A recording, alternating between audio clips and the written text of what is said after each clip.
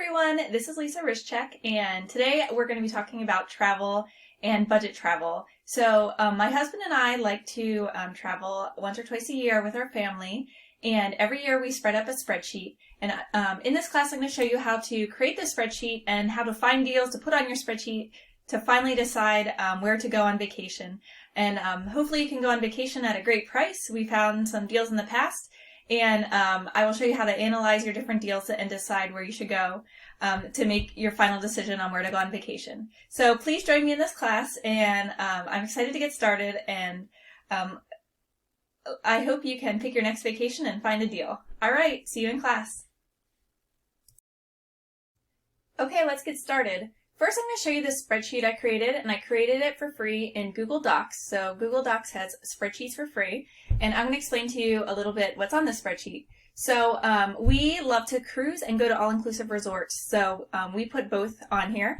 So the first column is the ship or hotel name, then the start date, the location, where it departs, if there's a flight or not, how many nights it is, then the least expensive room, we call it the cheapest room. We always stay in inside cabins, so that's one tip to get good deals.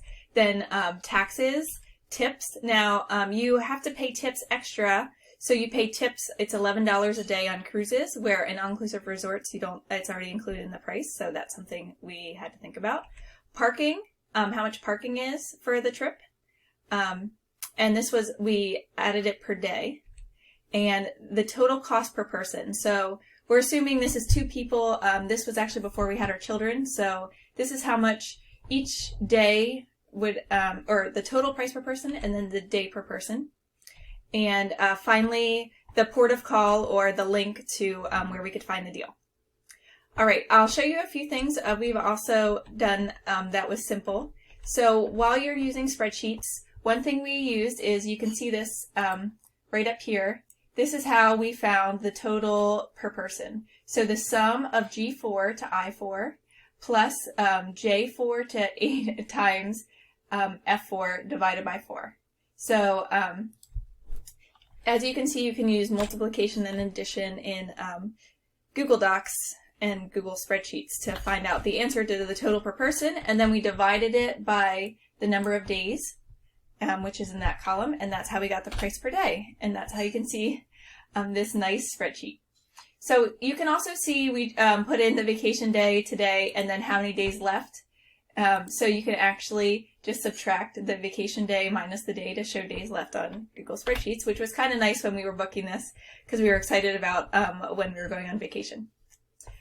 All right, so let's look at this more in depth and what we finally decided on. So here you can see we then sorted it by the price per day, so you can see how much each day costs, and it's around about $100. So you can see here and how it went up to about $200 or when we got to all-inclusive resorts. So there's some things you just need to think about that are different. For example, you might find a good deal, but then you have to pay tips and taxes, or you have to pay for a flight, and then it's not that good of a deal. So this is how we initially first decide on where to go on our vacations, and I hope this spreadsheet will help you as we look for future deals to decide on a vacation. If you were wondering from the last video where we ended up going on that first cruise on the NCL Gem. And here's some pictures of our wonderful trip. We had a really great time. And as you see, we went for about $100 a day. All right. So this spreadsheet looks really nice. And my husband likes to color code it and things like that when we show it to our friends, so we can decide together where we're going to go. But here's another spreadsheet that we also made that you can tell doesn't look quite as nice, but this was just for my husband and I. So what you can do is share it up here, and you can put in your friends' email addresses, and then you can share it with other people. So this is where you can decide the people that can see it. You'll enter their email address, and then you could choose can edit, can comment, or can view. So you can send it to your friends that way. But here you can see here's the difference between a Punta Cana 5-day, Punta Cana 7-day, and a cruise that leaves out of Charleston, and a cruise that leaves out of Miami. So you can see we added just different things. For example, hotel transport to the hotel in flight, baggage, tips if we're going on excursions, gas to get to the place where we're going to leave from. So again, number of nights, and then finally the average cost per night. So you can see here an all-inclusive would be about $300 a night, while the cruise is about $277 a night. So the cruise may have looked like a better deal in the beginning, but when you start adding tax and tips or flights, it starts to get more expensive. So here we talked about our thoughts. So it's almost identical cost per day, and we just did some more calculations down here about where to park. So another way to save money on cruises or hotels is where to park. You could park at the airport. There's smart parks, so there's a little bit expensive places outside the airport. Micro hotel, so this was $110 for a room. So you could stay at a room the night before, and then they'll keep your car there. So that's how much that would cost. And parking spot was another inexpensive place to park outside the airport. So that's just another way to save money while you're traveling. All right, and here's some more information. Hotel the night before, bag costs at the airport. Sometimes bags aren't included in your flight, so you have to include that. Flight and all-inclusive resort. Fee to get to Punta Cana travel card. When you go to Punta Cana, it's $20 to get in, and you have to buy it at the airport. So that's an extra fee you have to think about when you're booking discount travel. And shuttle to the airport and back. Sometimes shuttle is included, and sometimes it's not. So you have to think about including that. And you have to make sure you get a reputable shuttle when you get to certain places. So that could be important.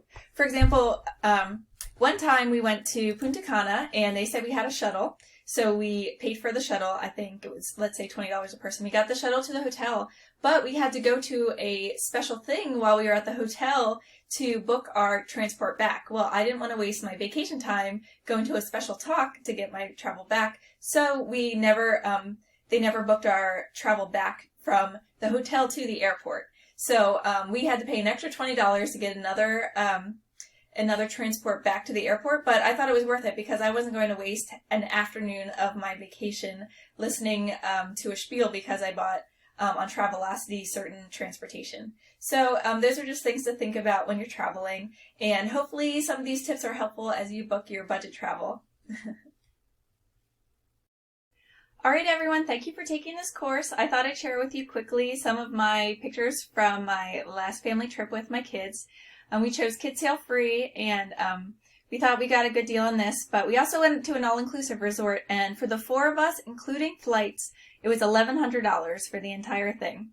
So hopefully that motivates you to get excited about traveling with your family and all the fun things that you can do with as your family or personal travel or wherever you want to go. But I personally love cruises we usually go to the Bahamas, and I love all-inclusive resorts because it's just different and you could relax. There's just different qualities to each one. So hopefully you can use these spreadsheets and hopefully find travel that you'll enjoy at a discount. So I will share with you the spreadsheets and some of the links that I talked about today.